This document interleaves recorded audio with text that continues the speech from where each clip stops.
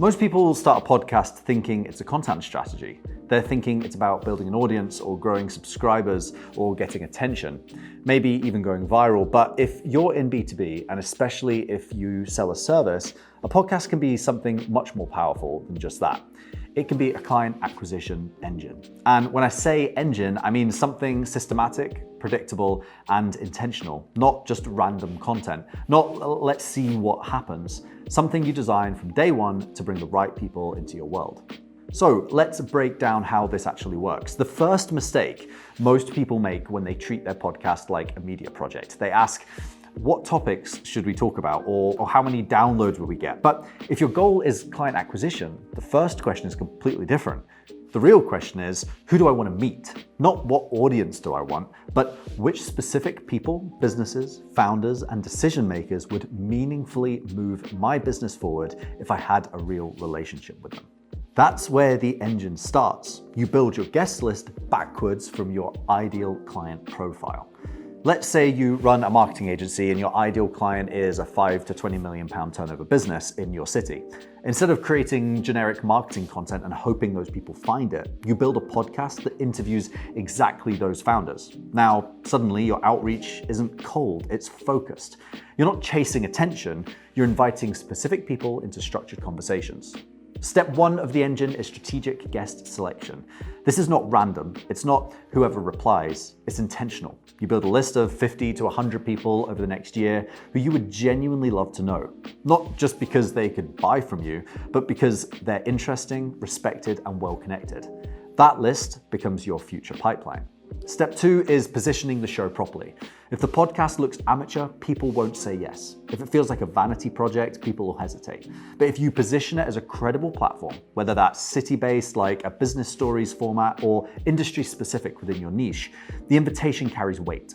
The key is that the show isn't about you, it's about them.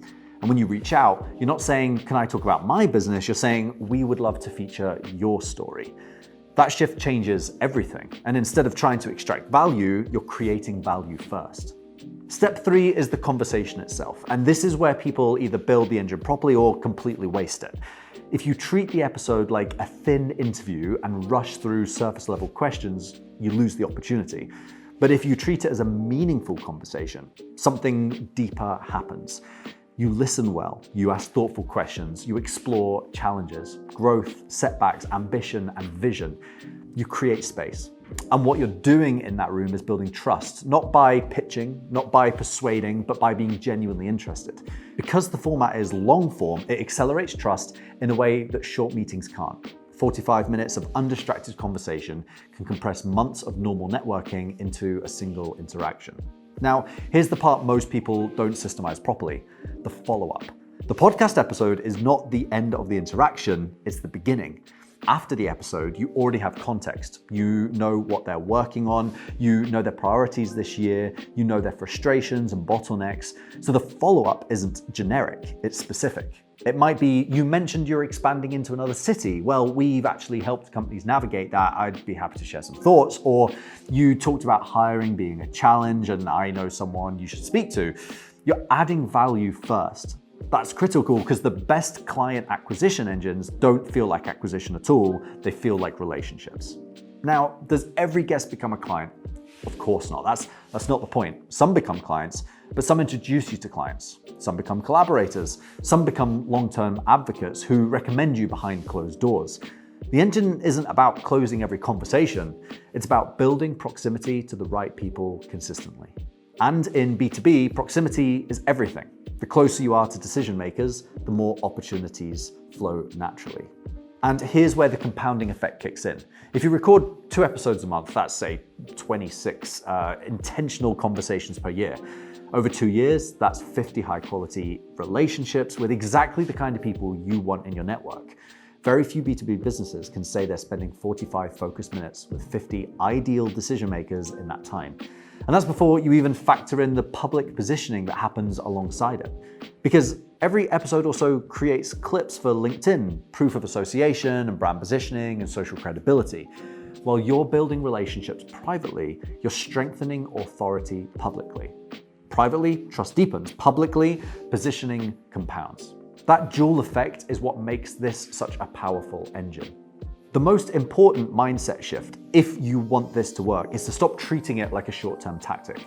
A client acquisition engine only works if it runs consistently. If you do 3 episodes and stop, nothing compounds.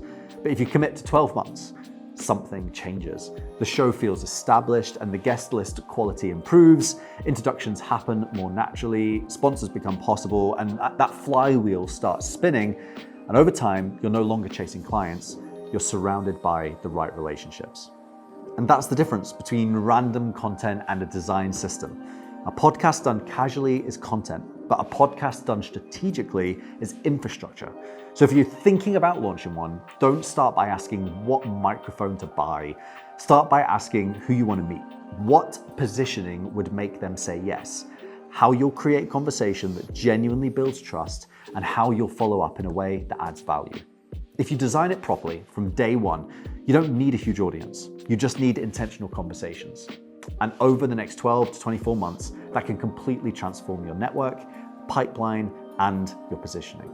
If you would like to explore more about how to build this kind of engine in your business, whether that's a city-based show or industry-focused podcast or something tailored specifically to your niche, I'd love to chat. There's a link below that you can click and you can learn a little bit more about how we can help.